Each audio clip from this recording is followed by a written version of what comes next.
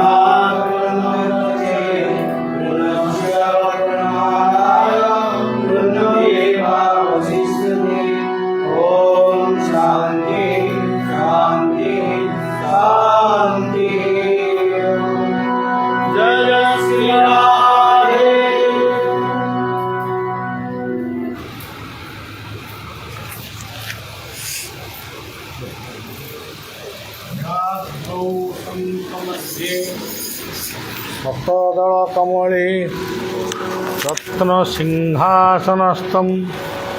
सर्वालङ्कारयुक्तं नवघनरुचिरं संयुक्तं चाग्रजेन भद्राया वामभागे रथचरणयुतं ब्रह्मरुद्रेन्द्रवन्द्यं वेदानां सारमे सुजनपरिवृतं ब्रह्मदारो नीलाचलनिवासाय नित्याय परमात्मने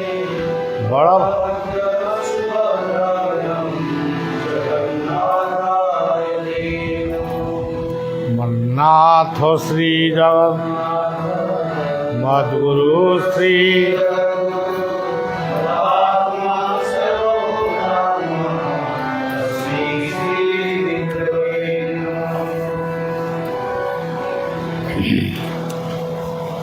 এই মাধব ক্ষেତ୍ର ଯାହାଙ୍କୁ ଆମେ ନୀଳମାଧବ ରୂପରେ ଏଠି ଜଗନ୍ନାଥଙ୍କୁ ପୂଜାର୍ଚ୍ଚନା କରୁ।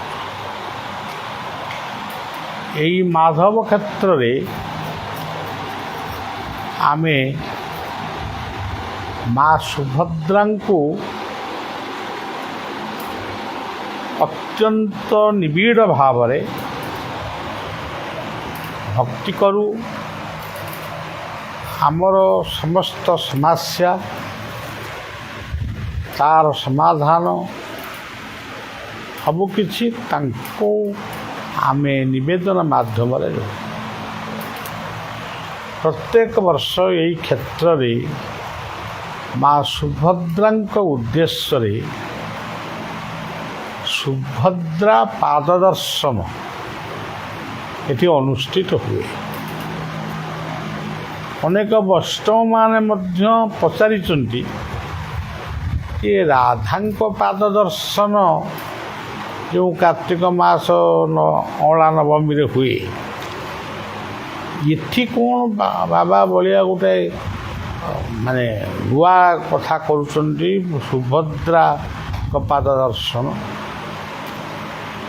ଏଭଳି କ'ଣ କଥା ଗୋଟେ କେଉଁଠି ଅଛି ତ ରାଧାଙ୍କର ପାଦ ଦର୍ଶନ କଥା କୁହାଯିବ, କୃଷ୍ଣଙ୍କ ପାଦ ଦର୍ଶନ କଥା କୁହାଯିବ ନାହିଁ, କି ଆମ ବାପା ମାଆଙ୍କ ପାଦକୁ ମଧ୍ୟ ଆମେ ଠିକ୍ ଭାବରେ ସେବା କରିବା ନାହିଁ, ଗୁରୁଙ୍କର ପାଦପଦ୍ମକୁ ସ୍ମରଣ କରିବା ନାହିଁ। ଇଏସବୁ କଥା କ'ଣ ଏମିତି ଶାସ୍ତ୍ରରେ ସବୁ ଲେଖା ହେଇଛି? ତେଣୁ ସୁଭଦ୍ରା ମଧ୍ୟ ରାଧିକା, ସୁଭଦ୍ରା ହେଉଛନ୍ତି ଯୋଗମାୟା, ସୁଭଦ୍ରା ହେଉଛନ୍ତି ପୌର୍ଣ୍ଣମାସୀ, ସୁଭଦ୍ରା ହେଉଛନ୍ତି ମା। ତେବେ ସୁଭଦ୍ରାଙ୍କୁ ଏଠି ଗୁରୁତ୍ୱ ଦେଇ ଆମେ ଯେ ଜଗନ୍ନାଥ ବଳଦେବଙ୍କୁ ମାନେ ଅନଉନୁ, ସେସବୁ କଥା ଏଠି କିଛି ନାହିଁ। ଏଇ ଯେଉଁ ନାଁଟି ଦିଆହେଇଛି ନୀଳମାଧବ, ଆପଣ ସେଇଠି ଦେଖନ୍ତୁ ନୀଳମାଧବ ମାନେ ସବୁଗୁଡ଼ାକ ଆମେ ନେଇକିରି ଆଧ୍ୟାତ୍ମିକ ଅର୍ଥରେ ତାକୁ ସବୁ ଅର୍ଥ କରି ପକାଉ। ତା ଦ୍ୱାରା ଅନ୍ୟାନ୍ୟ ଧର୍ମାବଲମ୍ବୀମାନେ ସେ କଥାକୁ ଗ୍ରହଣ କରନ୍ତିନି। କିନ୍ତୁ ଆମେ ଯଦି ତାଙ୍କୁ ଗୋଟେ ସର୍ବସାଧାରଣ ଭଳି ଗୋଟେ ସାମାଜିକ ଅର୍ଥରେ, ବ୍ୟକ୍ତିଗତ ଅର୍ଥରେ ତାକୁ ଯଦି ବୁଝେଇ ପାରନ୍ତୁ, ବୁଝେଇଥାନ୍ତୁ, ଆଉ ଏବେ ବୁଝେଇ ଲାଭ କିଛି ନାହିଁ। କିନ୍ତୁ ସେମାନେ ଏତେ ମାନେ ଏ ଧର୍ମ ପ୍ରତି ଏତେ ମାନେ କ୍ରୂର ହେଉନଥାନ୍ତି। ପ୍ରଥମ ଅକ୍ଷରଟି ହେଉଛି ମା। ତାହେଲେ ପ୍ରଥମେ ଆପଣମାନେ କୁହନ୍ତୁ, ଯେଉଁ ଧର୍ମର ଲୋକ ଆପଣ ହୁଅନ୍ତୁ, ଯେଉଁ ମତର ହୁଅନ୍ତୁ, ଯେଉଁ ଜାତିର ବା ଯେଉଁ ପଦପଦବୀର ହୁଅନ୍ତୁ, ପ୍ରଥମ ଆପଣ କାହାକୁ ଦେଖିଥିଲେ? ଚିହ୍ନି ନଥିଲେ, ଆପଣଙ୍କୁ ଚିହ୍ନି ନାହାନ୍ତି, କିନ୍ତୁ ଦେଖିଥିଲେ କାହାର? ସେ ପ୍ରଥମେ ହେଉଛନ୍ତି ମା।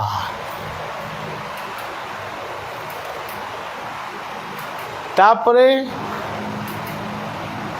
ମା ପରେ ଆମେ ଆଉ ଯାହାଙ୍କୁ ଚିହ୍ନିଲୁ, ମା ଆମକୁ କୋଳରେ ଶୁଆଇଲେ, ତାଙ୍କ ସ୍ତନରୁ କ୍ଷୀର ପାନ ଦେଲେ, ସବୁକିଛି ଦେଲେ, ମଳମୂତ୍ର ବି ପୋଛିଲେ, ଆମେ କାନ୍ଦିଲେ ଆମକୁ କୋଳେଇ କାଖେଇକିରି ନଚେଇଲେ।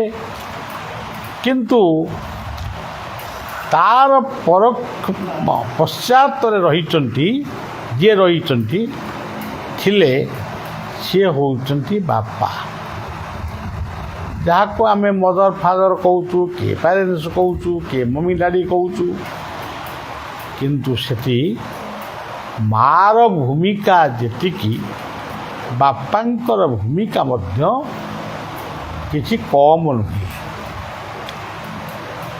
ବାପାଙ୍କର ଭୂମିକା ଯେତିକି, ମାଆର ଭୂମିକା ମଧ୍ୟ ତାଠୁ ଅଧିକ। ହୁଏତ ଆମ ଶାସ୍ତ୍ରରେ ମାଆକୁ ବେଶୀ ଗୁରୁତ୍ୱ ଦିଆହେଇଛି, କିନ୍ତୁ କ'ଣ ବାପା ବିନା ମା ସୃଷ୍ଟି ହେଇପାରିବ? ତେଣୁ ଭଗବାନଙ୍କର ପ୍ରତିନିଧି ହେଉଛନ୍ତି ବାପା ମା। ଆପଣ ଦେଖିବେ, ଗୋଟେ ଛୋଟିଆ କଥା ମୁଁ ଆପଣମାନଙ୍କୁ କହୁଛି।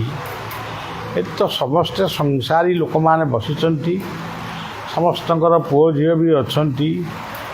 ଯେତେବେଳେ ଆମ ପୁଅ ଝିଅମାନେ ଜନ୍ମ ହେଇ ପ୍ରଥମ କଥା କହିବା ଆରମ୍ଭ କରନ୍ତି, ସେ କ'ଣ କହନ୍ତି?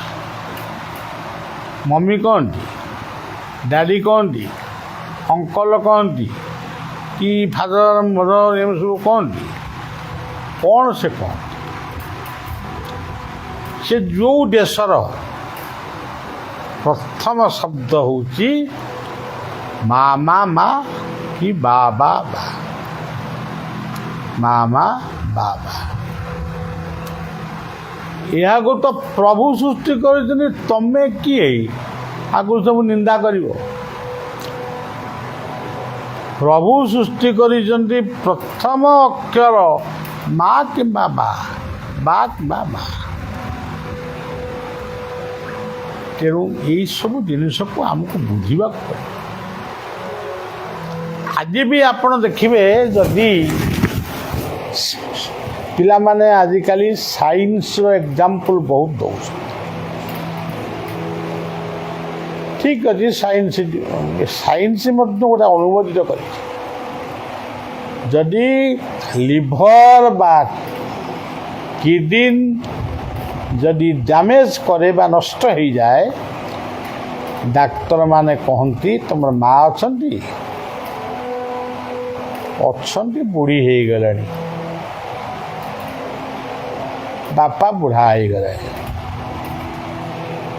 ସିଏ ପ୍ରଥମେ ପରୀକ୍ଷା କରନ୍ତି ମା ଆଉ ବାପାଙ୍କର ଲିଭର ଆଉ କିଡନୀ କି ସେ ପ୍ରଥମ ଟେଷ୍ଟ କରନ୍ତି।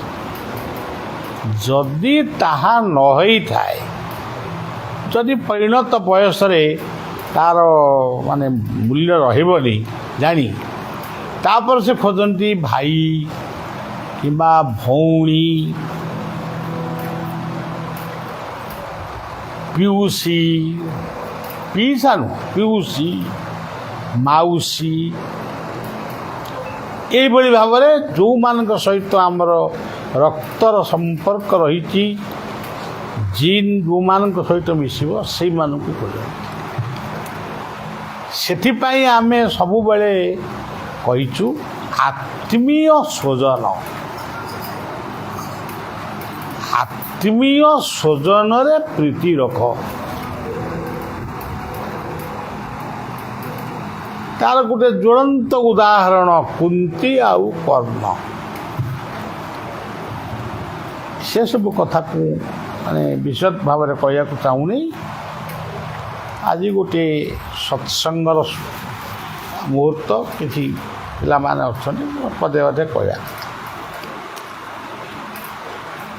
ମା ଯଦି ହୁଏ କରାଳ ରୂପିଣୀ, କ୍ଷମା ଆଚରଣେ ହୁଏ ସେ ଘାତିନି। କେବେ କିଲୋ ସୁତ ବଞ୍ଚିକି ପାରିବ, କାନ୍ଦି ଖୋଜି ବସେ ଜନନୀ ଜନ।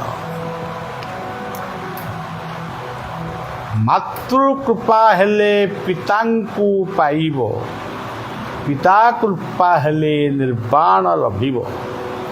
ଲିଭିଯିବ ଏଇ ଜୀବନ ଦୀପାଳି, ମା ପଦେ ସଦା କରତୁ। ଆଚ୍ଛା, ମନେ କରା ଯେଉଁ ମା ଜନ୍ମ ଦେଇ ମରିଗଲା, ମନେ କରା, ତାହେଲେ କିଏ ତାକୁ ବଞ୍ଚେଇବ? ଗୋ ମାତା। ଯେଉଁମାନଙ୍କୁ ଆଜି ହିନ୍ଦୁମାନେ ଅଣହେଳା କରୁଛନ୍ତି, ଗୁହାଳ କରୁନାହାନ୍ତି, ନିଜେ ବହୁତ ମାନେ ସୌଖିନ ବିଲ୍ଡିଂରେ ରହୁଛନ୍ତି, କିନ୍ତୁ ଗାଈ ଗୋରୁଙ୍କ ପାଇଁ ଗୁହାଳ ନାହିଁ। ବଳଦ ଜମା ନାହାନ୍ତି, ସବୁ ହଣା ହେଲେଣି। ଷଣ୍ଢ ବି ଗୋଟା ଗୋଟା ବୁଲୁଛନ୍ତି, ସେ ବି ଆଉ କେହି ନଥିବେ। ତାପରେ ଆପଣମାନେ ଦେଖିବେ ଗାଈମାନେ ଆମର ଶୋଉଛନ୍ତି, ମାନେ ପକ୍କା ରାସ୍ତାରେ ଶୋଉଛନ୍ତି, କିନ୍ତୁ ଗାଈଆଳ ଆଉଛି, ତା ଗାଈକି ଚିହ୍ନୁଛି, ତାକୁ ବାଛୁରୀ କ'ଣ ପିଆଉଛି କି କ'ଣ କରୁଛି, ତାକୁ କାଳେ କ୍ଷୀର ନେଇକିରି ଚାଲି ଯାଉଛି। ତାପରେ ଆସି ବୁଲିଲା, କ'ଣ ଖାଉଛି? କାଗଜ ଫାଗଜ, ଏମିତି ପ୍ଲାଷ୍ଟିକ୍ ବି ଚୋରି। ମା ପରେ ଦ୍ୱିତୀୟ ମା ହେଉଛନ୍ତି ଗୋମାତା। ଆଉ ଗୋଟିଏ ମା ହେଉଛନ୍ତି ମାଉସୀ। ଯେଉଁ ମାଉସୀକୁ ସମ୍ମାନ ଦେବା ପାଇଁ ଆମ ଜଗନ୍ନାଥଙ୍କ ଦର୍ଶନରେ ଠାକୁର ଯେତେବେଳେ ଫେରୁଛନ୍ତି ଗୁଣ୍ଡିଚା ମନ୍ଦିରରୁ ଶ୍ରୀଗୁଣ୍ଡିଚାକୁ, ମାଉସୀ ମା ମନ୍ଦିରରେ ଅଟକି ତାଙ୍କ ହାତ ଗଢ଼ା ପୋଡ଼ପିଠା ଟିକେ ଖାଇକିରି ଯାଉଛନ୍ତି। ଇଏ ହେଉଛି ମାଉସୀର କଥା। ତାପରେ ମା ହେଉଛନ୍ତି ଧରିତ୍ରୀ। ଆମ ଦେଶ ହେଉଛି ଭାରତ ମାତା। ଆମେ ଏଠି ଭାରତକୁ ମାତା କହୁଛୁ। ଆମେ ଯେଉଁ ରାଜ୍ୟରେ ଜନ୍ମ ହେଇଛୁ ଆମର ହେଉଛି ଉତ୍କଳ ଜନନୀ ମା। ଆମେ ବଞ୍ଚିଛୁ ବା ବଞ୍ଚିବୁ, କିଏ ବଞ୍ଚେଇବ? ପ୍ରକୃତି ରୂପିଣୀ ମା। ସେ ପବନ ରୂପରେ ଆମକୁ ବଞ୍ଚେଇବ, ଭାତ ଡାଲି ତରକାରୀ ରୂପରେ ବଞ୍ଚେଇବ, ଫଳମୂଳ ରୂପରେ ବଞ୍ଚେଇବ। ଆଉ କିଏ ବଞ୍ଚେଇବ? ତେଣୁ ଇଏ ସୁନ୍ଦର କଥା ଆମେ ଆଜି ଭୁଲି ଯାଉ। ତେଣୁ ଦି ଭାଇଙ୍କ ମଧ୍ୟରେ ଅଛନ୍ତି ମା ସୁଭଦ୍ରା। ଆମେ ନାରାୟଣଙ୍କୁ ଯେତିକି ପୂଜା କରୁ କିନ୍ତୁ ଲକ୍ଷ୍ମୀଙ୍କୁ ତା ସହିତ ଯୋଡ଼ିଥାଉ। ଲକ୍ଷ୍ମୀ ନାରାୟଣ। ଆଗେ ମାର ନାଁଟା ଆସେ, ରାଧା ମାଧବ, ମାନେ ମାର ଶବ୍ଦଟା ଆସେ। କିନ୍ତୁ ଶୈବ ଦର୍ଶନରେ କେବଳ ଆମେ କହୁ ଶିବ। ଏଠି ସମସ୍ତଙ୍କୁ ମାଆକୁ ସମ୍ମାନ ଦିଆହେଲା, ଏଠି ବାପାକୁ ସମ୍ମାନ ଦିଆହେଲା। ଶିବ ଗୋଟାଏ ଅଲଗା, ବିଷ୍ଣୁ ଗୋଟାଏ ଅଲଗା। ମୁଁ କାହିଁ ସେମିତି କିଛି ଦେଖିନି, ଏ ଲୋକ ଦେଖିଛନ୍ତି। ଶିବ ଗଞ୍ଜେଇ ଖାଆନ୍ତି କାଳେ, ଭାଙ୍ଗ ଖାଆନ୍ତି କାଳେ। ଆଉ କିଏ? ଆମେ ଯାଇଥିଲୁ କେଉଁଠି ଓଙ୍କାରେଶ୍ୱର ନା କେଉଁଟା ସ୍ୱର ଯାଇଥିଲୁ, ହେଲେ କିଏ କହିଲେ ଏଠି ମଦ ଧଳା ହେଉଛି। ମୁଁ କହିଲି ମୁଁ ସେ ଶିବଙ୍କ ପାଖକୁ ଯିବି। ମୋର ଏଠି ଗାଡ଼ିରେ ବସି ଚା ଟିକେ ପିଇବି। ଯୁଗ ଆସି କେଉଁଠି ହେଲାଣି, ଶିବଙ୍କର ଅକଲ ହେଉନି, ମଦ ପିଉଛନ୍ତି। ହେଲେ ପିଲାମାନେ ତ ବେଶୀ ପିଇବେ। ସେଠୁ ଫେରିଲା ବେଳେ ଦେଖିଲି ଗୋଟେ ଜାଗାରେ ଗାଈ ସବୁ ଶୋଇଛନ୍ତି। ଗାଈ ବଳଦ ଷଣ୍ଢ ଏମିତି ଶୋଇଛନ୍ତି ଅନ୍ଧାରରେ। ତାଙ୍କ ପାଖରେ ଖାଦ୍ୟ କିଛି ନାହିଁ। ମୁଁ ଆମ ଗାଡ଼ି ଚାଳକଙ୍କୁ କହିଲି, ବାବୁ ଟିକେ ଗାଡ଼ି ରଖିଲୁ, ଦେଖି ଆଇଲୁ ସେ କ'ଣ ଗୁହାଳ ଫାଳ କିଛି ଅଛନ୍ତି ନା? କେହି ନାହାନ୍ତି। ଏଇ ଦୋକାନଟାରେ କଦଳୀ ଟଙ୍ଗା ହେଇଛି। କଦଳୀ ଆଣି ଯେତେବେଳେ ଆମେ ତାଙ୍କୁ ଦେଲୁ, ଗୋଟାଏ ଗୋଟାଏ କ'ଣ ଦେଲେ ହେବ କି, ଦୁଇଟା ତିନିଟା ତାଙ୍କୁ ପାଇଲୁ। ଗୋଟିଏ ଗୋଟିଏ ଗୋମାତାଙ୍କ ଆଖିରୁ ଲୁହ ବି ବୋହିଲା। ଆମେ ଦେଖିଛୁ। ଏତିକି କଥା ନୁହଁ, ଆହୁରି ଗୋଟେ ଭଲ କଥା ମୁଁ ଆପଣଙ୍କୁ କହୁଛି। ନିଆଳିରୁ ଫେରୁଛୁ, ବାଟଯାକ ଭକ୍ତମାନେ ଆମକୁ କିଏ ପିଠା ଟିକେ, କିଏ କ'ଣ ଗୋଟେ କରି ବଳିଆ ଖାଇବ, ପିଲା ଗୁରୁ ଭାଇମାନେ ଖାଇବେ ସବୁ। ଏ ଯେଉଁ କ'ଣ ଗାଡ଼ିରେ ସବୁ ଦେଉଛନ୍ତି। ନିଆଳିରେ ଆମର ପ୍ରୋଗ୍ରାମ ହେଲା। କିନ୍ତୁ ବାଟରେ ଦେଖିଲୁ ଗୋଟେ ଚାହା ଦୋକାନରେ ବରା ଛଣା ହେଉଛି। ଆମେ ତ ଓଡ଼ିଆ, ବରା ଗୋଟେ ଆମକୁ ଗୋଟେ ଆକର୍ଷଣ। ଆଉ ମୁଁ ମୋର ଗାଡ଼ିରେ ବସିଥାଏ, ଇଏ ସମସ୍ତେ ସେ ପିଠାପଣାକୁ ଛାଡ଼ିକିରି ବରା ସବୁ ଖାଇଲେ। ମୁଁ ବସିଥାଏ ଗାଡ଼ିରେ, ମୋ ପାଖରେ ଗୋଟେ ଷଣ୍ଢ ଠିଆ ହେଇଥିଲା ଏ ଗାଡ଼ି ଭିତରେ। ସେ ଷଣ୍ଢଟି ମୋତେ ଅନଉଥାଏ, ମୁଁ ବି ତାକୁ ଅନଉଥାଏ। କାହିଁକି ଏ ଠିଆ ହେଇଛି? ଏତିକି ବେଳେ ଆମର ବିଜୟ ଯେ ଗାଡ଼ି ଚାଳକ, ସିଏ ଗୋଟାଏ ବରା କି ଦୁଇଟା ଖଣ୍ଡେ ଦେଲା। ମୁଁ କହିଲି ବିଜୟ, ତା ପେଟଟି କେତେ ବଡ଼? ତାକୁ ଦୁଇଟା ବରା ପୋଷେଇବ। ଆମର 3 ଖଣ୍ଡ ଗାଡ଼ିରେ ଯେତେ ପିଠାପଣା ସବୁ ରହିଛି ସବୁ ସେ ଷଣ୍ଢକୁ ଦେଇଦିଅ। କି ଆନନ୍ଦରେ ସେ ଖାଇଲା। ମୁଁ ବି ବରା ଟିକେ ଖାଇଲି, ସମସ୍ତେ ଖାଇଲି। ତାପରେ ଗାଡ଼ି ଯେତେବେଳେ ଚାଲିଲା ମୁଁ ଷଣ୍ଢଙ୍କୁ ଟିକେ ନମସ୍କାର କରି ଆସିଲି। ଷଣ୍ଢ କିନ୍ତୁ ମୋ ଗାଡ଼ିକି ସେମିତି ଅନେଇଥିଲା। ସେ ଷଣ୍ଢର ଫଟୋ ବି ଆମ ମୋବାଇଲ ଫୋନରେ ଅଛି। ଏମିତି ଅନେଇଥାଏ। ବହୁତ ବାଟ ଆସିଲୁ କେନ୍ଦୁଝର ଶୈଳଙ୍ଗ ପାହାଡ଼, ବିଶ୍ୱଗୁରୁ ବାୟାପାଗଳଙ୍କର ସାଧନ କ୍ଷେତ୍ର। ସେଇଠି ଆମେ ଖରାବେଳେ ଟିକେ ଖାଇକିରି ଶୋଇଲୁ। ତାପରେ ଯେମିତି ଆମର ସମୟ ହେଲା ଆମେ ଯେଉଁଠୁ ବାହାରିଲୁ ପାହାଡ଼ ପାଖକୁ ଯିବା, ସେଠି ସତ୍ସଙ୍ଗ ହେବ, ରାତିରେ ତ ଏଇଠି ରହିବା। ସେ ଓହ୍ଲଉ ଓହ୍ଲଉକୁ ଗୁଡ଼ା କିଏ ଗୁଡ଼ା ଏମିତି ପଣ୍ଟ ଏମିତି ଥାଏ ତା ଭିତରେ। ସିଏ ମୋତେ ବହୁତ ଦିନ ପରେ ଦେଖିଲା, ଆନନ୍ଦପୁର ଜଗନ୍ନାଥ ମନ୍ଦିରରେ ଦେଖିଥିଲା। ମୁଁ ତାକୁ କେମିତି ଚିହ୍ନିବି କି ତା ଆଡ଼କୁ ଅନେଇବି, ସେଥିପାଇଁ ଗୋଟେ ବିରାଟ ପାଟିରେ କ'ଣ ସେ ମନ୍ତ୍ର ପଢ଼ୁଥାଏ। ମନ୍ତ୍ର ଅନୁସାରେ ନାହିଁ ନା ବିଚାର ନାହିଁ, ଏ ପଢ଼ୁଥାଏ। ମୁଁ ତୁ ଏମିତି ଅନେଇ ଦେବାକୁ ମୋ ଗୋଡ଼ଟି ସେ ପାହାଚରେ ମୋଡ଼ି ହେଇଗଲା। ଆଉ କ'ଣ କହିବା, ଓହ୍ଲେଇକିରି ଆଇଲି, ଗାଡ଼ିରେ ବସିଲି। ବାଟ ଯାକ ଭାବୁଥିଲି ଆଜି ବୋଧେ ଏଇ ଗୋଡ଼ଟା ମୋର କୁଆଡ଼େ ଯାଇଥାନ୍ତା କି କ'ଣ। ଷଣ୍ଢ ଦୟାରୁ ଆମେ ଆଜି ଗୋଟାଏ ଗୋଡ଼ ଟିକେ ମୋଡ଼ି ହେଇଗଲା। ଆଉ କ'ଣ, କିଛି ତ ବିନ୍ଧା ବିନ୍ଧି କରୁନି। ଶୈଳଙ୍ଗ ପାହାଡ଼କୁ ଚଢ଼ିଲି, ସେଠି ମୁଁ କ'ଣ ବିପଦ କହିଲି। ପୁଣି ହୋଟେଲକୁ ଆଇଲି, ହୋଟେଲରୁ ପୁଣି ଭୁବନେଶ୍ୱର ଆଇଲି। ଭୁବନେଶ୍ୱରରୁ ଆମର ମୋର ଡକ୍ଟର ପୁଅଟି ଅଛି, ସିଏ ଯେତେବେଳେ ଶୁଣିଲା ବାବାଙ୍କ ଗୋଡ଼ ମୋଡ଼ି ହେଇଯାଇଛି, ସିଏ ଆଉ ଥଏ ନାହିଁ। ଶୀଘ୍ର ଉଠା, କ'ଣ ହେଲା, ଏକ୍ସରେ କର। ସେ ଯେଉଁଟା ପାଖରେ କେଉଁଠି ଏକ୍ସରେ ଥିଲା, ରାଜୁବାବୁ ନେଇକିରି ରାଧାଶ୍ୟାମ ବାବାଜୀ ସେ ଏକ୍ସରେ କଲେ। ସେଠୁ ସେ ଗୁଡ଼ା ମେଲା ହେଇଯାଇଛି କ'ଣ ଗୋଟେ। ସିଏ ସୋରୁ କହିଲା ମୁଁ ଯାଉଛି। ଆସିଲା 21 ଦିନ ପଟି କ'ଣ ବନ୍ଧା ହେଲା। ମୁଁ ଗୋଟେ ବିରାଟ ରୋଗୀ ଭଳିଆ 21 ଦିନ ପର୍ଯ୍ୟନ୍ତ ଚାଲିଲି। ଆଉ ଧରି ଧରିକା। ତେଣୁ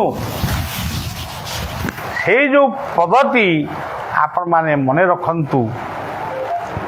ଗୋଟିଏ ଷଣ୍ଢ ବା ଗୋମାତା, ସେ ହେଉଛନ୍ତି ମା ବାପା।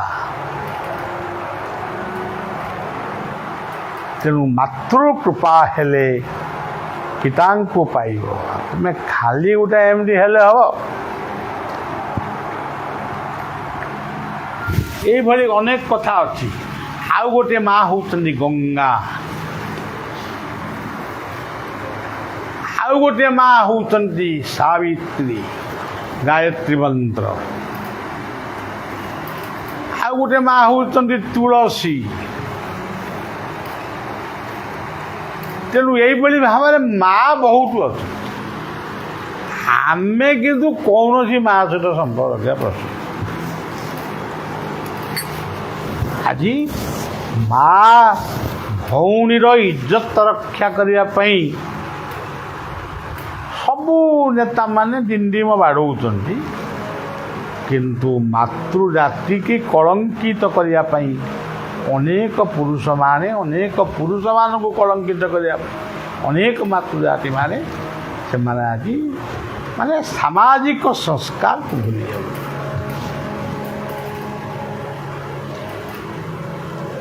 ତେଣୁ ପୁଅ ଯଦି ହୁ ଛୋଟାକୁ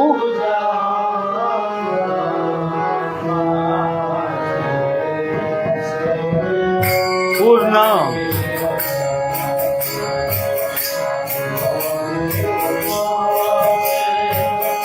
ଛୋଟାକୁ ଯାଅ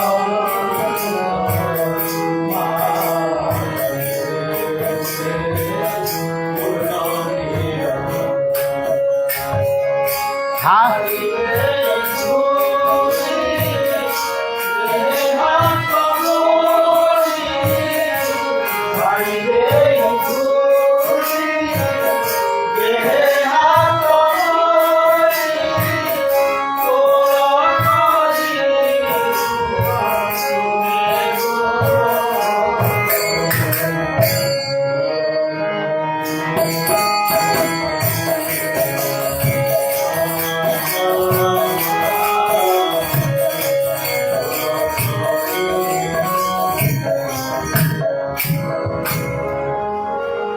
ସଜ୍ଜନ ଇଏ ହେଉଛି ମା। ପିଲାମାନେ ଏତିକି ଶିଖନ୍ତି। ଆଉ ଆମେ ଯାଇକି ଘରେ ଆମର ଗୋଟେ ମା ଅଛି, ତାକୁ ଚିହ୍ନି ପାରିଲୁନି, ଯାଇକି କେଉଁଠି ଗୋଟେ କାହାକୁ କ'ଣ କହୁଛୁ, ସିଂହ ବାହିନୀ, ବାଘ ବାହିନୀ, ଅମକ ବାହିନୀ, ହଂସ ବାହିନୀ। ଆମ ଘରେ ପୁରା ଏତେ ମା ଅଛନ୍ତି, ମା ଅଛି, ଖୁଡ଼ି ଅଛି, ଆଈ ଅଛି, ମାଉସୀ ଅଛି, ତାକୁ ଆମେ ଚିହ୍ନିଲୁଣୁ। ତାଙ୍କୁ ବି ମାନ, ଆଙ୍କୁ ବି ମାନ। ବାପାକୁ ମାନ, ଜଗନ୍ନାଥଙ୍କୁ ମାନ। କି ଜଗନ୍ନାଥଙ୍କୁ ଯଦି ମାନିଲ, ବାପାକୁ ମାନ। ଯଦି ଭାଇକି ମାନିଲ, ତାହେଲେ ଭାଇକି ମାନ। ବଳଦେବ ହେଉଛନ୍ତି ଭାଇ ଭଉଣୀର ସମ୍ପର୍କ। ଏଇଭଳି ଭାବରେ ଆମ ସଂସ୍କୃତି କେତେ ମହାନ, ଏତିକିରୁ ଆପଣ ବୁଝିବେ। ମା ପାଖରେ ଅଛି ଧ। ସେ ଧ କ'ଣ? ଆଜିକାଲି କହୁଛନ୍ତି ତାକୁ ଘୋଡ଼ା ଘୋଡ଼ା ଧର ଧର ଭାର ମାର। ହଁ, ସେ ଧ ନୁହଁ। ଧର୍ମ ଏକ କରି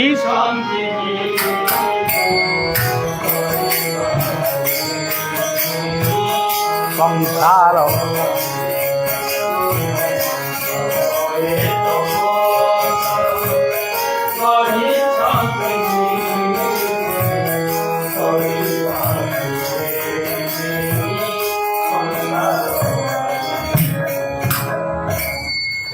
ଧର୍ମକୁ ନେଇ ଆମେ ବଞ୍ଚିଛୁ। ସେ ଧର୍ମ କିଏ? ପ୍ରକୃତିର ଧର୍ମ। ସୂର୍ଯ୍ୟ, ଚନ୍ଦ୍ର, ଅଗ୍ନି, ବାୟୁ, ସମୁଦ୍ର, ମାଟି, ପାହାଡ଼, ପର୍ବତ, ନଦ, ନଦୀ, ଝରଣା, ବୃକ୍ଷ, ଜଙ୍ଗଲ, ଏଇମାନଙ୍କ ପାଇଁ ଆମେ ବଞ୍ଚିଛୁ। ତାପରେ ଯାଇକି କିଏ କେଉଁଠି କ'ଣ ହେଲା କ'ଣ। କିନ୍ତୁ ଜଙ୍ଗଲରେ ନିଆଁ ଲଗାଉଛୁ, ଗଛକୁ କାଟୁଛୁ,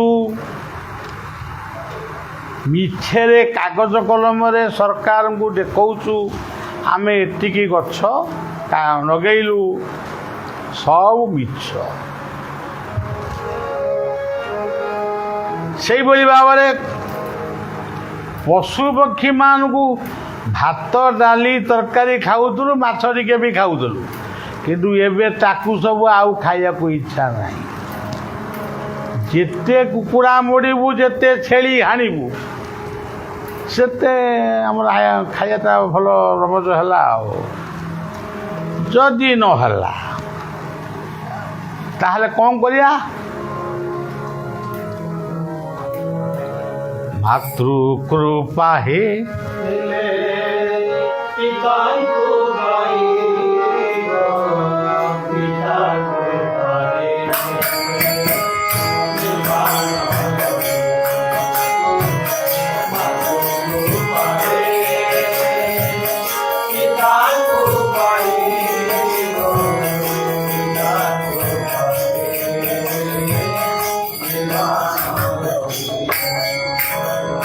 লিভিজিবয়ে জীবন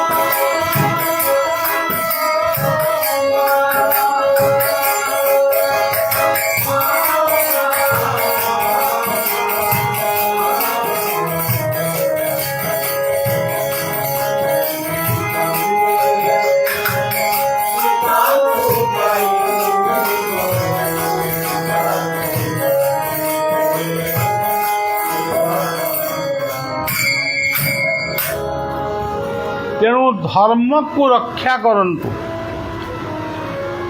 କିଛି ନହେଲେ ବି ବର୍ଷା ଦିନ ବର୍ତ୍ତମାନ ଦେଖନ୍ତୁ କି ଅସହ୍ୟ ଗରମ। ରାଉରକେଲାରେ ଥିଲି ଗୋଟିଏ ଦିନ ମୁଁ ସହିପାରିଲି। ଏସି ଲାଗିଥିଲା, ଏସି ସିନା ମୋ ପାଇଁ ଲାଗିଥିଲା, ମୁଁ ଏସି ବସିଥିଲି, କିନ୍ତୁ ଲୋକମାନେ କ'ଣ ଏସିରେ ବସିଥିଲେ? ମୁଁ ସହିପାରିଲିନି ସେ କଷ୍ଟ। ମୁଁ କହିଲି ମୁଁ ରାଉରକେଲାରେ ରହିବିନି, ମୋତେ ଛାଡ଼ିଦିଅ, ମୁଁ ଆଜି କେନ୍ଦୁଝର ପଳାଇ। ତେଣୁ ସଜ୍ଜନ, ଏଇ ହେଉଛି ବର୍ତ୍ତମାନ ଅବସ୍ଥା। ଯେଉଁଠି ଯେତେ ଗଛ ଅଧିକ ସେଠି ଥଣ୍ଡା ମଧ୍ୟ ବହୁତ। ତେଣୁ ଆମେ ତ କହିବା କଥା କହିବୁ, ପରିବା ଲୋକ ଯିଏ ସେମାନେ ତ ସୁସ୍ଥ, ସେମାନେ ତ ଏଗୁଡ଼ାକୁ ଗ୍ରହଣ କରୁନାହାନ୍ତି। ହେ ଜଙ୍ଗଲକୁ କାଟିଦେଲୁ, ହେଇ ଜଙ୍ଗଲକୁ ନିଆଁ ଲଗେଇଦେଲୁ, ସେ ଦମକଳ ଆଣିଲୁ, ସେ ପାଣି ପକେଇଦେଲୁ, ଏ କି କଥା ଏଗୁଡ଼ାକ। ହଉ ସଜ୍ଜନ, ଧର୍ମକୁ ରକ୍ଷା କରନ୍ତୁ। ଇଏ ହାତଟି ଆମେ ପାଇଛୁ, ଏ ହାତର ଧର୍ମ କ'ଣ? ମଦ ପିଇବା ନା ଗଞ୍ଜେଇ ଟାଣିବା? କୁହନ୍ତୁ। ସେଥିପାଇଁ ଆମ ଜଗନ୍ନାଥଙ୍କ ହାତ ଏମିତି ବନ୍ଦ, ପାପୁଲି ବନ୍ଦ। ପାପୁଲିଟା ଥିଲେ ସିନା ତୁମେ ଗଞ୍ଜେଇ ଟାଣିବ କି ମଦ ପିଇବ। ଏଇଟା ବନ୍ଦ କରି ରଖିଛନ୍ତି ସେ, ଆଉ ଏମିତି ବନ୍ଦ। ତେଣୁ ଏ ହାତ ତିଆରି ହେଇଛି ସେବା ପାଇଁ, ଗୁରୁଜନଙ୍କୁ ନମସ୍କାର କରିବା ପାଇଁ। ଏ ହାତ ହେଇଛି ଗଛ ଲଗେଇବେ, କୃଷି କରିବେ, ଗୋରକ୍ଷା କରିବେ, ବାଣିଜ୍ୟ କରିବେ, ରାଜନୀତି କରିବେ, କରନ୍ତୁ। କିନ୍ତୁ ଖାଇ ଖାଇ ସବୁ ଖାଇ ସାରିଲଣି। ଗୋଟେ ଜାତି ଥିଲା ସବାଖିଆ ଜାତି। ଜ୍ୟୋତିଷମାନେ ସବୁ ଜାତକ ଦେଖିବେ, ତେବେ ଏଇଟା ଗୁରୁ ଚାଣ୍ଡାଳୀ ଦୋଷ ଅଛି। ଆଉ କ'ଣ କରିବା? ମାଆ ମାନେ ତ ବ୍ୟସ୍ତ ହୋଇପଡ଼ନ୍ତି ବେଶୀ। ହଁ, ପୁଅର ଗୁରୁଦିନ କ'ଣ ହବ ତାହେଲେ କୁହନ୍ତୁ। ଆଉ ନା, ସବାଖିଆ ଭୋଜନ କର, ସେ ସବୁ ଆସିବେ। ମୁଁ ନିଜେ ଆମ ଘରେ ବି କରେ। କିନ୍ତୁ ଆଜି ସମଗ୍ର ଜଗତ ହେଉଛି ସବାଖିଆ, ସବୁ ଖାଉଥିଲେ ଦେବା, କିଛି ଛାଡ଼ୁ। ଗାଈ ଗଲେ କୁଆଡ଼େ, ବଳଦ ଗଲେ କୁଆଡ଼େ, ଷଣ୍ଢ ଗଲେ କୁଆଡ଼େ, ହାତୀ ଗଲେ କୁଆଡ଼େ, ଭାଲୁ ଗଲେ କୁଆଡ଼େ, ମୃଗ ଗଲେ କୁଆଡ଼େ, ହରିଣ ଗଲେ, ଏ କ'ଣ କୁକୁଡ଼ା ଗଲେ, ଏଥିରୁ ଗଲେ କୁଆଡ଼େ? ତମେ ହିଁ ସବୁ ଖାଇଛ। ତେଣୁ ଯିଏ ଖୁଆଇଛି ମାଣ୍ଡିଆ ଦେବୁ, ହାତ ଧରିକି ରହିବ। ଆମେ ସେ ପାପକୁ ବହନ କରିଛୁ। ଜୀବ ହତ୍ୟା ମହାପାପ। ସଜ୍ଜନ, ଆଉ ବେଶୀ କହିବାନି, ଗୋଟା ପ୍ରବଚନ ଭଳିଆ ହେଇଗଲାଣି ନା କ'ଣ? ତେବେ ମା-ଧ ଶେଷ ଅକ୍ଷରଟି ହେଉଛି ବ। ବ କହିଲେ ବ୍ରହ୍ମ। ଗଣିକି ଲେଖିକିରି ରଖନ୍ତୁ। ବ କହିଲେ ବ୍ରହ୍ମ, ବ କହିଲେ ବସୁଧା, ବ କହିଲେ ବରୁଣ ବା ସମୁଦ୍ର, ବ କହିଲେ ବାୟୁ, ବ କହିଲେ ବ୍ୟାମ ବା ଆକାଶ, ବ କହିଲେ ବହ୍ନି ବା ଅଗ୍ନି, ବ କହିଲେ ବଡ଼ ଠାକୁର, ଆଉ ବ କହିଲେ ବାପା। ଏଇଭଳି ଭାବରେ ଆମେ କେଉଁ ବଟାକୁ ଟିକେ ସମ୍ମାନ ଦେଉଛୁ, ନିଜେ ଆଗେ ଭାବ। ବ୍ରହ୍ମକୁ ଯଦି ସମ୍ମାନ ଦେଉଛୁ, ଜଗନ୍ନାଥଙ୍କୁ ଦେଖିଲେ ଆମେ କହୁଛୁ ପରଂ ବ୍ରହ୍ମ। ବସୁଧାକୁ ସମ୍ମାନ ଦେଉଛୁ। କେଉଁଦିନ କିଏ ଗୋଟେ ବିଛଣାରେ ଉଠିକରି ବସୁଧାଙ୍କୁ ନମସ୍କାର କଲାଣି? ବରଂ ଆମର ଏଇ ଯେଉଁ ରାସ୍ତା ଆମର ହେଇଛି, ମାନେ ଏଇଟା କେଉଁ ରାସ୍ତା ମନେ ପଡ଼ୁନି, କ'ଣ ଗୋଟେ ରାସ୍ତା ହେଇଛି, ଏଇ ଯେଉଁ ଗାଡ଼ି ଗୁଡ଼ା ଯାଉଛି, ମୁଁ ଦେଖିଛି, ଏଇ ନୂଆଗଡ଼ରେ ଦେଖିଛି, ମୁଁ ଆଉ କେଉଁଠି ଦେଖିନି। ଆଉ ଅନ୍ୟ ଜାଗାରେ ବି କାଳେ ହୁଏ। ରାସ୍ତାକୁ ଚଢ଼ିବା ମାନେ ସେ ରାସ୍ତାକୁ ଆଗେ ନମସ୍କାର କରନ୍ତି। ତାର କାରଣ ହେଉଛି ଇଏ ହେଉଛି ଜଗନ୍ନାଥ ସଡ଼କ। କେଇ ବାଟ ଦେଇ ମହାପ୍ରଭୁ ଚୈତନ୍ୟ ଯାଇଥିଲେ ଜଗନ୍ନାଥ। ଆମେ ତାକୁ ସେତିକି ଜାଣିଲେ, ଆମେ କହୁ ରୋଡ଼। ସେ ବାବୁ ସବୁ କଥା ରୋଡ଼ ଅମୁକ ଏତେ କଥା ସବୁ ଜାଣିଛ, କିନ୍ତୁ ପ୍ରକୃତ କଥାକୁ ଜାଣି। ତେଣୁ ବ ଅକ୍ଷରକୁ ଚିନ୍ତନ କରିବେ, ସେ ବ କିଏ? ଆଚ୍ଛା, ବ କହିଲେ ବଳଭଦ୍ର ଏସବୁ ଅଛି। ଆଉ ଅଁଳା ନବମୀ ବେଳକୁ ଆସେ, ଟିକେ ଭଲକିରି କଷି କାଶିକିରି କହିବା। ତେଣୁ ଇଏ ହେଉଛନ୍ତି ମାଧବ। ତା ପାଖକୁ ଲାଗିଛି ନୀଳ। ନୀଳ କହିଲେ ଶୂନ୍ୟ, ନୀଳ କହିଲେ ଆକାଶ, ନୀଳ କହିଲେ ନୀଳଚକ୍ର, ନୀଳ କହିଲେ ଶୂନ୍ୟ।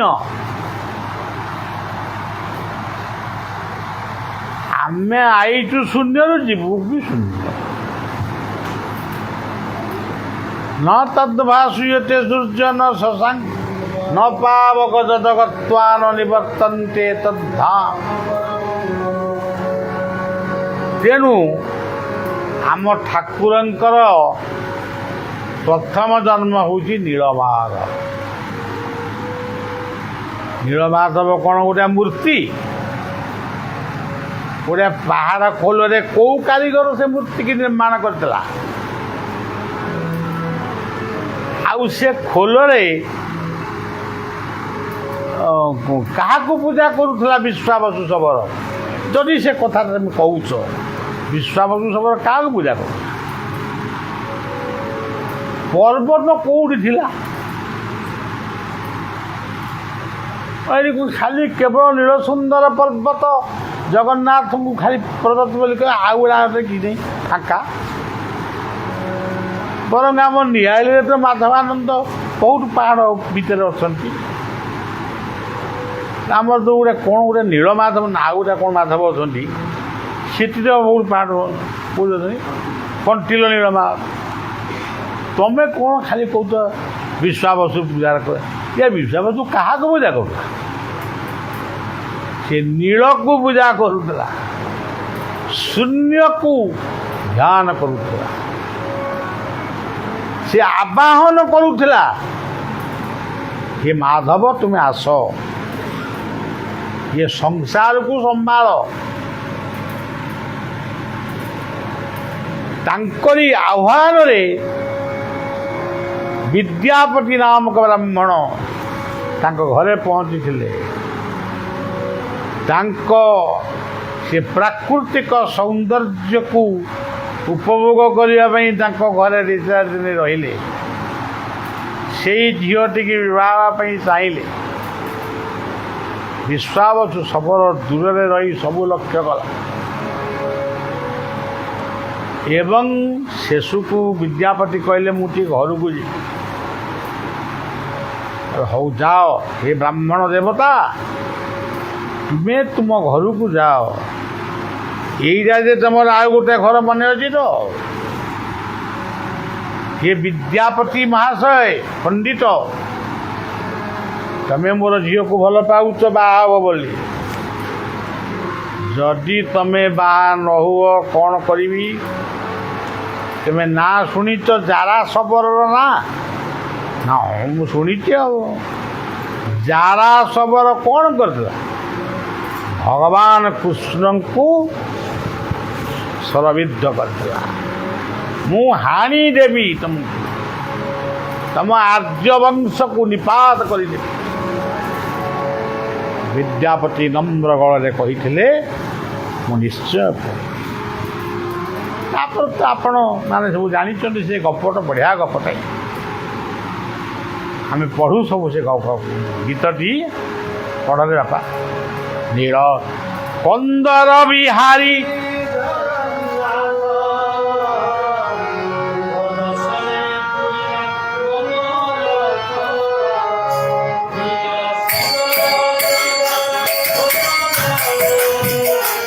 I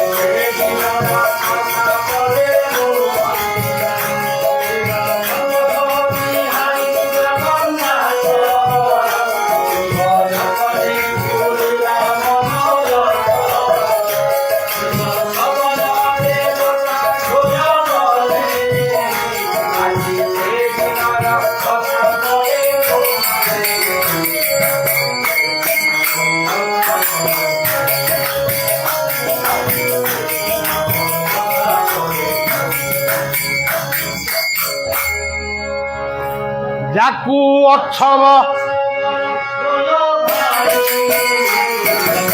ଆ ଦେବତା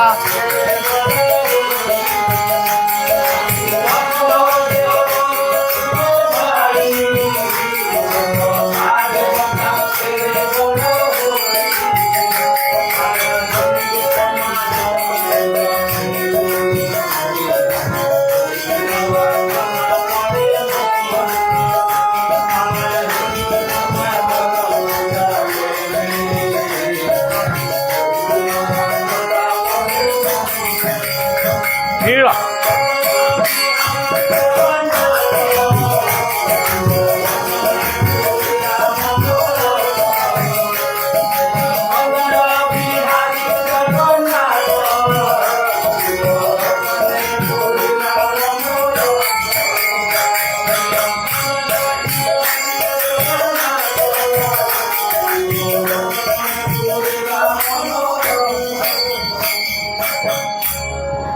ସେଇ ନୀଳମାଧବଙ୍କ କ୍ଷେତ୍ରରେ ସବୁ ନୀଳମାଧବଙ୍କୁ ଗୋଟିଏ ରୂପରେ ଅଧମ ସେବକ ଝାଡ଼ୁଦାର ଭଳିଆ ପ୍ରଣାମ ଜଣାଉଛି।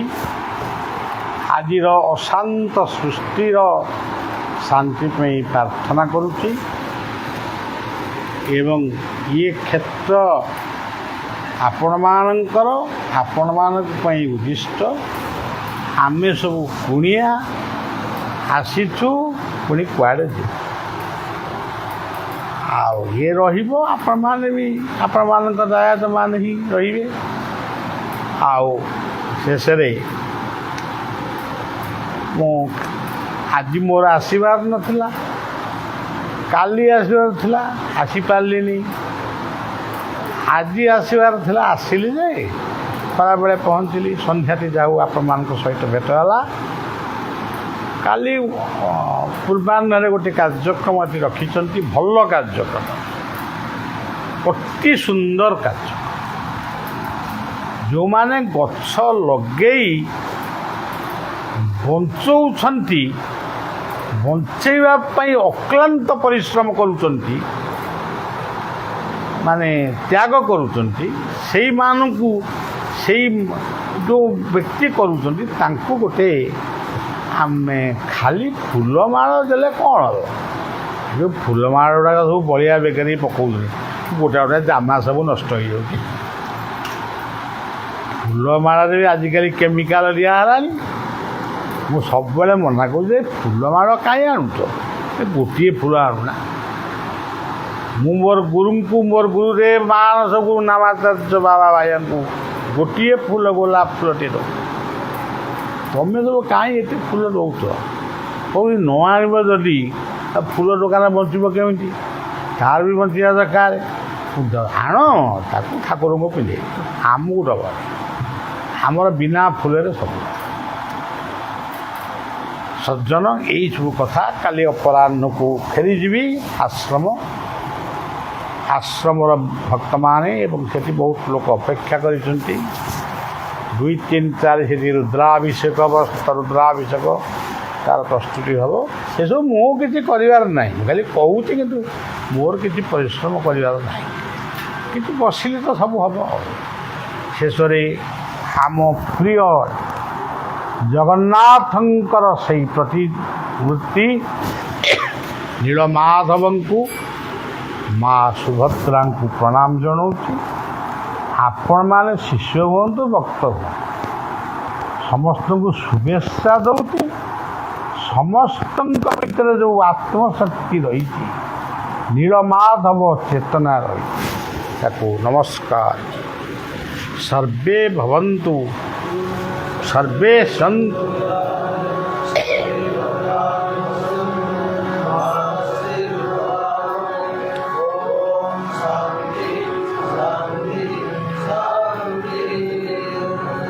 ନୀଳମା